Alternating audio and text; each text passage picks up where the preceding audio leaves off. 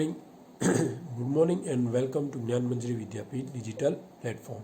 I, Manish Kalotra, is going to take your OC chapter number 8, Financial Management. Today we are going to discuss our new chapter, that is Financial Management, chapter number 8. So let's begin our chapter. Introduction. In simple words,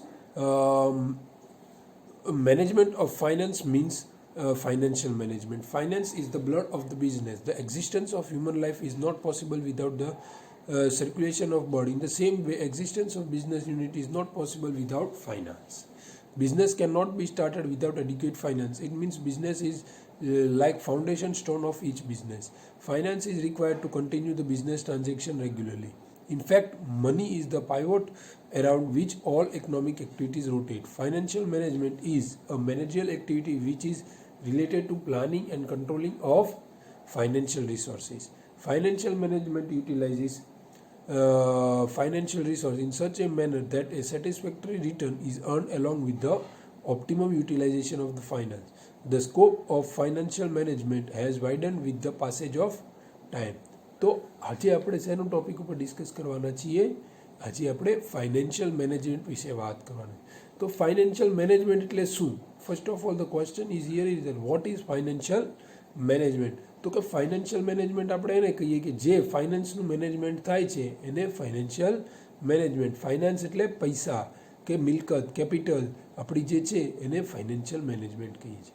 without finance or without money you cannot even start your business. તમારે start કરવો હોય તમારો business તો પણ તમારે ફાઇનાન્સની જરૂરિયાત પડે છે. એટલે આ ઉપરથી આપણે એક વાત તો કહી શકીએ કે ભાઈ ફાઇનાન્સ વગર તમે બિઝનેસ તો સ્ટાર્ટ નથી જ કરી શકતા. એટલે એને આપણે એમ કહી શકીએ કે બેઝ તરીકે ગણી શકીએ. ફાઇનાન્સ એ છે ને એ સતત અને સતત એકવાર મળી ગયું પછી ન હોય તો ચાલે એવું નહીં. તમારે ફાઇનાન્સ સતત અને સતત તમારા હાથમાં અને હાથમાં રાખવું જોઈએ. એટલે જો ફાઇનાન્સ તમારી પાસે હશે તો જ તમારો બિઝનેસ ચાલશે. ફાઇનાન્સ નહીં હોય તો બિઝનેસ અટકી જશે. તો આ રીતે તમારે બિઝનેસ કરવો હોય તો ફાઇનાન્સની જરૂરિયાત પડે જ છે. Finance is the blood of your business. ફાઇનાન્સનો સ્કોપની વિશે આપણે વાત કરીએ તો ફાઇનાન્શિયલનો સ્કોપ છે એ બહુ ડીપ છે, બહુ વાઇડ છે. એનું આપણે સમજવું એટલું બહુ મોટું પણ છે. તો પહેલાં જોઈએ આપણે concept and definition of financial management. Financial management means management of financial function in a routine activities. Financial management includes all the aspects of financial activities of business. Financial management takes decisions related to finance and execute them.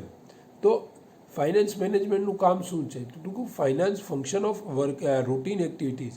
એટલે કે finance તમારે જે છે તમારું finance એનું તમારે management કરવાનું છે. In simple words financial management is to finance manage finance functions of the business. Clear?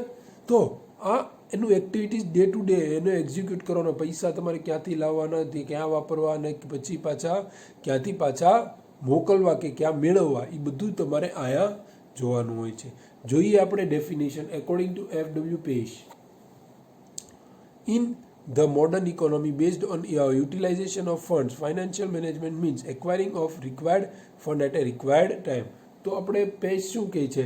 તો કે ફાઇનાન્સ મેનેજમેન્ટ એટલે શું? What is financial management? તો કે ફાઇનાન્સ મેનેજમેન્ટ એટલે કે ફંડ છે તમે ક્યાંથી એક્વાયર કરવા, એટલે ક્યાંથી એક્વાયર કરવા અને કયા ટાઈમે એક્વાયર કરવા એ વસ્તુ મહત્વની છે. He says that financial management mean acquiring of required fund at a required time. તો તમારે ફંડની તમારે જે રિક્વાયર છે એ રિક્વાયર્ડ ટાઈમ ઉપર તમારે ફંડને ભેગા કરવાના છે. જ્યારે જરૂર હોય ત્યારે પૈસાને તમારે ભેગા કરવાના છે. Clear? Now according to Raymond જે chambers, financial management means to take decision about financial matters, to implement them smoothly and to review them. તો આનું શું કહેવું છે? બધાના પોઈન્ટ ઓફ વ્યૂ અલગ અલગથી એણે જોયું છે. આણે જોયું તો શું કે ફાઇનાન્શિયલ મેટર્સ વિશે આણે વાત કરી. તો એની ફાઇનાન્શિયલ મેટર્સ વિશે ડિસિઝન લેવાનું અને ઇમ્પ્લિમેન્ટ કઈ રીતે તમે સ્મૂથલી કરી અને એનું રિવ્યૂ લેવાનું છે. ક્લિયર? હવે according to professor M. Kimball, તો એ શું કહે છે? Financial management means acquisition of funds, its optimum utilization and its appropriate allocation. તો આપણે પ્રોફેસર કિમ્બલ શું કહે છે? તો કે acquiring fund plus optimum utilization at appropriate allocation and appropriate allocation. આ 3 વસ્તુ લાવે છે. પહેલાં તો એક્વાયર તમારે કરવાનું, પછી એનું ઓપ્ટિમમ યુટિલાઇઝેશન કરવાનો, અને પછી એને એલોકેટ પણ કરવાની વિશે વાત કરે છે. ક્લિયર? તો ત્રણેયના અલગ અલગ વ્યૂ છે એમ આપણે કહી શકીએ છીએ. તો જોઈએ આગળ. All the above definition clarifies that of financial management is so wide that it covers all the financial decision of business, right from the inception of business to its end. તો આ ઉપરના ડેફિનેશન આપણે જોઈએ છીએ તો એ સમજાવે છે આપણને કે એ બધી વસ્તુ કવર કરી લે છે. It covers all the things regarding finance વિશે રિગાર્ડિંગ બધું કવર કરે છે. એમ કહી શકીએ કે બિઝનેસ સ્ટાર્ટ કરવો હોય તો પણ ફાઇનાન્સની જરૂર પડે છે, અને બિઝનેસ તમારે બંધ કરવો હોય ને તો પણ ફાઇનાન્સની જરૂર પડે છે. એટલે સ્ટાર્ટિંગથી લઈ અને બંધ થાય ત્યાં સુધી તમારે ફાઇનાન્સની રિક્વાયરમેન્ટ રહેતી હોય છે. ક્લિયર? જોઈએ કેરેક્ટરિસ્ટિક્સ ઓફ ફાઇનાન્સ. તો પહેલો point, branch of management. Financial management is a branch of management which includes the function of planning and controlling for the use of finance. તો શું છે? તો આ શું કહે છે? Management, branch of management. તો એ ફાઇનાન્શિયલ મેનેજમેન્ટ છે એક મેનેજમેન્ટનો એક પાર્ટ છે. It is a branch. તો એનું કામ શું છે? તો એનું કામ છે planning and controlling of utilization or use of finance. Clear? તો જોઈએ આપણે second point, wide scope. So, the scope of financial management is so wide that it includes estimating the need of finance, acquiring maximum utilization, proper allocation, and its planning and controlling. It covers all financial operation right from the inception of business to its end. તો આનો financial મેનેજમેન્ટનો scope બહુ wide છે. આપણે વાત તો કરી business start કરવો હોય ત્યારથી લઈને બિઝનેસ વાઇન્ડ અપ કરવો કે એન્ડ કરવો છે ત્યાં સુધી તમારે ફાઇનાન્સની જરૂર પડે છે. તો જેમ બિઝનેસ ચાલે છે એમ ફાઇનાન્સની તમારે જરૂર પડશે. એટલે ફાઇનાન્શિયલ મેનેજમેન્ટનો સ્કોપ વાઇડ છે. એનું તમારે એક્વાયરમેન્ટ કરવાનું હોય, યુટિલાઇઝેશન કરવાનું હોય, એલોકેશન કરવાનું હોય છે, બધું કામ કરવામાં આવતું હોય, પ્રોપર પ્લાનિંગ કરવામાં આવતું હોય છે, કંટ્રોલિંગ કરવામાં આવતું હોય છે. એટલે આ ઉપરથી આપણે એ કહી શકીએ કે પ્લાનિંગનો ફાઇનાન્શિયલ મેનેજમેન્ટનો સ્કોપ વાઇડ છે. Base of the managerial decision. Financial management provides a base for managerial decision regarding production, sales, research, development etcetera are based on financial management. તો બેઝ ઓફ મેનેજિયલ ડિસિઝન. તો મેનેજમેન્ટના decision કોની ઉપર હોય છે? તો કે ફાઇનાન્સ ઉપર. કઈ રીતે? જો તમારી પાસે ફાઇનાન્સ હશે તેટલા જ તમે ડિસિઝન્સ નવા કોઈ પ્લાનના લઈ શકો છો, નવરના તમે નહીં લઈ શકો. કોઈ પણ પ્લાન નહીં, કોઈ પણ પ્લાન, પછી ભલે પછી પ્રોડક્શનનો હોય, સેલ્સનો હોય, રિસર્ચ, ડેવલપમેન્ટ, કોઈ પણ વસ્તુ હોય છે એનું તમે ડિસિઝન ત્યારે જ લઈ શકો છો જ્યારે કોઈ નવી વસ્તુ તમારે કરવી છે, જે જૂની વસ્તુમાં કોઈ ફેરફાર કરવો છે. પણ તમે ડિસિઝન ક્યારે લઈ શકો? તો જ્યારે ફાઇનાન્સ તમારા હાથ ઉપર હોય ત્યારે જ તમે ડિસિઝન લઈ શકો છો. ક્લિયર? જોઈએ fourth point, relation with financial decision. Financial management is related with decision making of investment, capital structure and dividend policy. In the process of decision making, financial management use the modern mathematical techniques. તો related with financial decision. તો આ શું છે? તો આનું financial મેનેજમેન્ટનું કામ શું છે? તો ડિસિઝન, ફાઇનાન્શિયલ ડિસિઝન. તો ફાઇનાન્શિયલ ડિસિઝન કેવા? તો કે ત્યાં મારે ઇન્વેસ્ટમેન્ટ છે, પૈસા તો ક્યાં ઇન્વેસ્ટ કરવા છે, કેપિટલ સ્ટ્રક્ચર તમે કેવું બનાવો છો, ડિવિડન્ડ પોલિસી તમારે કેવી રાખવી છે, બોનસ તમારે કેટલું દેવું છે, સેલેરી કઈ રીતે દેશો, આ બધી વસ્તુ તમારે ફાઇનાન્શિયલ ડિસિઝનમાં કવરઅપ થતી હોય છે. તો આ ઉપરથી આપણે એ સમજી શકીએ કે રિલેશન વિથ ફાઇનાન્શિયલ ડિસિઝન. તો ફાઇનાન્શિયલ મેનેજમેન્ટનું ડિસિઝન કોની સાથે રિલેટેડ હોય છે? તો ફાઇનાન્શિયલ ડિસિઝન સાથે હોય છે. એ મોડર્ન મેથેમેટિકલ ટેકનિક્સને યુઝ કરી અને કામ કરતું હોય છે. ક્લિયર? જોઈએ fifth point, goal of maximization of owners economic welfare. Financial management adopts two approaches for the maximization of owners' economic welfare: profit maximization and wealth maximization. તો આનું ઓનર્સ ઇકોનોમિક વેલફેર ઉપર વધારે ફોકસ. આજે કોઈ પણ માણસ finance લાવે છે તો એ શું કરવા ફાઇનાન્સ લાવે છે? તો કે એની વેલ્થ વધારવા માટે. તો એમાં બે પોઈન્ટ છે, એક તો પ્રોફિટ મેક્સિમાઇઝેશન અને બીજું વેલ્થ મેક્સિમાઇઝેશન. તો આ ટોપિક આપણે હમણાં થોડી વાર રહી અને ડિસ્કસ કરવાના જ છીએ. તો ત્યારે આપણે પ્રોફિટ મેક્સિમાઇઝેશન અને વેલ્થ મેક્સિમાઇઝેશન વિશે ડિસ્કસ કરીશું. Key position. તો હવે જોઈએ આપણો 6th point, key position. Financial management is a managerial activity and holds key position in organizational structure of business unit. તો કી પોઝિશન નહીં, આપણે એમ કહીએ top position, top most position financial management રાખે છે. કેમ? તો કે રીઝન એ છે, તો ફાઇનાન્સ છે તો જ બધા પ્લાન્સ તમારા બધા પ્રોડક્શન કે કોઈ પણ વસ્તુ બધી પછી જ એક્ઝિક્યુટ થઈ શકે. એટલે આ રીતે આપણે કહીએ તો એ ટોપ પોઝિશન યા holds a key position in organizational structure. કી ક્લિયર? જોઈએ 7th point, relation with other areas of management.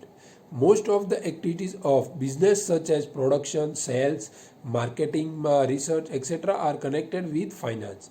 Financial management will be more flexible in formulating production policy, sales policy, etc. If the financial management has sufficient funds. According to the interpretation, financial management is related with different areas of the management such as production management, marketing management, personal management. તો વાત કરીએ આપણે financial મેનેજમેન્ટની relation with other area of management.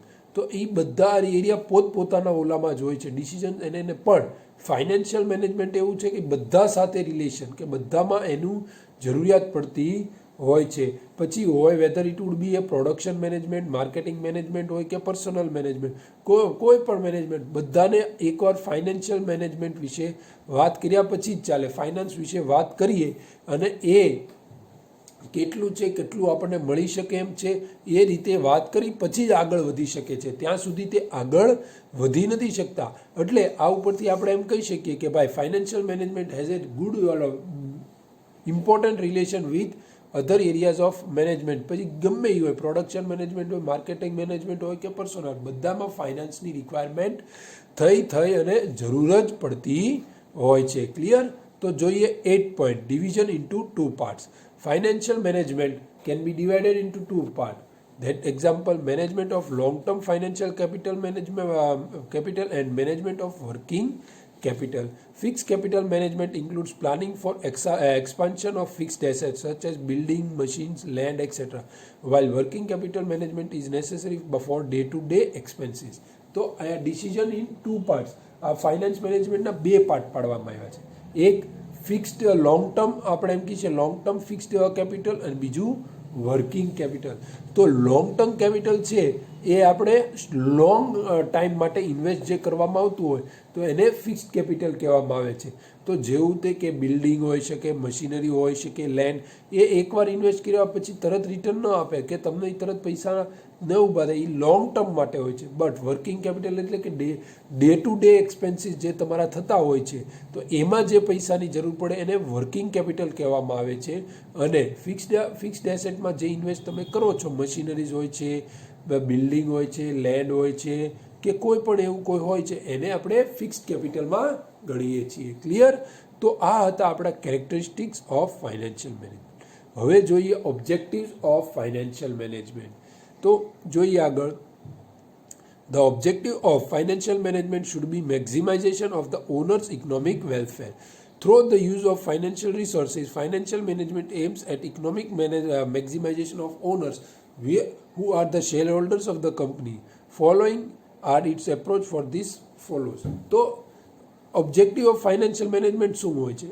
તો આપણે વાત કરી, આપણે હમણાં જ વાત કરી, owners economic welfare, maximization of owners economic welfare. તો ઓનર જે પૈસા લાવે છે, બિઝનેસમાં ફાઇનાન્સ લાવે છે, તો એનું પ્રોફિટ ક્યાં એને રિટર્નમાં પ્રોફિટ મળવું જોઈએ અને ક્યાં આપણે વેલ્થ મેક્ઝિમાઇઝેશન થવું જોઈએ. તો આ ઓનર્સ કોણ ગણાય છે? તો share holders of the company are called the owners. તો એનું જે ઓનર છે તો એને ક્યાં તો ડિવિડન્ડ મળવું જોઈએ શેર હોલ્ડર્સને, અથવા એની જે કેપિટલ છે એમાં વધારો થવો જોઈએ. તો if they are interested then only it would be run successfully. Clear? તો હવે આપણે એના 2 એપ્રોચ જોઈએ, objective of profit maximization and objective of wealth maximization. Clear? તો પહેલો પોઈન્ટ જોઈએ એ objective of profit maximization. Profit maximization means maximization including income of the company. Investor purchase the shares of company holding to get maximum dividend. According to the approach, company should earn maximum profit out of its available resource and dividend policy should be based on maximization of profit. In addition, the approach suggests that a company should accept profitable projects only. Company can increase earning per share through the objective of maximization of profit. તો વાત કરીએ હવે આપણે મેક્ઝિમાઇઝેશન of profit. તો maximum owners જે છે એ finance લાવે છે બિઝનેસમાં, તો એ ક્યાં હેતુથી લાવે? તો એને રિટર્ન સારું મળે, એને ડિવિડન્ડ સારું મળે. શેર હોલ્ડર હોય છે તો એ ડિવિડન્ડની આશાએ જ આવતા હોય. તો ઇન્વેસ્ટર અહીંયા કંપનીમાં આવીને ઇન્વેસ્ટ કરે અને એને જો રિટર્ન સારું ન મળે તો કઈ રીતે કામ ચાલે? હવે તે જોઈએ આપણે તો બિઝનેસનો પાયો શું કહેવાય છે? તો કે પ્રોફિટ ગણાય છે. પ્રોફિટનો મોટિવ હોય છે. જો પ્રોફિટ મળે તો જ બિઝનેસ તમને ચાલવાનો છે. If profit is not incurred and loss will incurred, then in long run your business will not run. લાંબા ગાળે તમારો બિઝનેસ ચાલવાની શક્યતા બહુ ઓછી છે. તો આ રીતે maximization of profit is the we can say ઈચ્છા, એની views, or we can say scope of business for of objective of profit maximization. તો પ્રોફિટ કઈ રીતે મેક્ઝિમાઇઝ કરવું એ વિશે વાત કરવાની હોય છે. અહીંયા શેર હોલ્ડર્સ હોય છે, તો શેર હોલ્ડર્સ છે એને ડિવિડન્ડ હારે જ રસ હોય છે. એ કંપનીમાં ઇન્વેસ્ટ શું કરવા કરે છે? તો એને સારું વળતર મળે, સારું પ્રોફિટ થશે ત્યારે જ તમને રિટર્ન સારું મળી શકે. તો આ રીતે objective of profit maximization is possible only when company earns more and more profit. Clear? જોઈએ હવે second point, objective of wealth maximization. The objective of wealth maximization is also known as net present value. The net present value creates wealth for the shareholders. Hence, the financial decision resulting in increasing net present value should only be accepted by the company. The wealth maximization approach is based on the concept of cash flow. Only cash flow is considered as the measurement and the account profit is ignored. તો અહીંયા શું કહે છે? Objective of wealth maximization. તો આપણે wealth છે એને શું કહીએ? તો એક સિમ્પલ અને સરળ ભાષામાં આપણે સમજીએ તો વેલ્થ મેક્ઝિમાઇઝેશન કોને કહેવામાં આવે છે? તો વેલ્થ મેક્ઝિમાઇઝેશન આપણે એને કહીએ કે જે કંપની આપણે છે એનું 1 કરોડનું આપણે ઇન્વેસ્ટમેન્ટ કર્યું હતું લેન્ડમાં, કોઈ પણ વસ્તુમાં ફિક્સ કેપિટલ, તો એ આજે 1 કરોડની આપણે 10 કરોડ મળે, તો જે 10 કરોડ થયા 1 કરોડ, તો એ આપણી વેલ્થ વધી કહેવાય છે. અહીંયા આપણે શું કહીએ છીએ? તો એ આપણી વેલ્થ વધી કહેવાય છે. તો આ રીતે વેલ્થ મેક્ઝિમાઇઝેશન આપણે શું કહી શકીએ? તો નેટ પ્રેઝન્ટ વેલ્યુ, એટલે કે હાલની પ્રેઝન્ટ વેલ્યુ તમારી કંપનીની શું છે? વેલ્યુએશન. તો તમે એ સ્ટાર્ટિંગ કર્યું તો ત્યારે 1 કરોડમાં સ્ટાર્ટિંગ થયું હતું, પણ અત્યારે વેલ્યુએશન 10 કરોડે વહી ગઈ છે. તો આ રીતે અહીંયા પ્રોફિટ વેલ્થ મેક્ઝિમાઇઝેશનમાં જોવામાં નથી આવતું. Here in wealth maximization profit is not seen but cash flow જોવામાં આવે છે. સતત અને સતત કેશ ફ્લો ચાલતો અને ચાલતો રહે એને અહીંયા ધ્યાનમાં લેવા. અહીંયા પ્રોફિટને ઇગ્નોર કરવામાં પણ આવતું હોય એમ આપણે કહી શકીએ છીએ. ક્લિયર? તો જોઈએ આગળ. The net present value of wealth is the difference between present value of wealth and investment required. તો જોઈએ net present value of wealth equal to present value of wealth minus investment required. તો net present value નું formula શું છે? તો કે net present value of wealth is equal to present value of wealth, એટલે કે અત્યારે તમારી મિલકતનો જે ભાવ માઇનસ ઇન્વેસ્ટમેન્ટ રિક્વાયર્ડ, તમે જે ઇન્વેસ્ટમેન્ટ રિક્વાયર કરો છો તે એને માઇનસ જે વધે છે એ તમારી net present value of wealth or wealth કહી શકો છો. ક્લિયર? જોઈએ આગળ. Financial management should take such financial decision by which wealth of the company is મેક્ઝિમાઇઝ.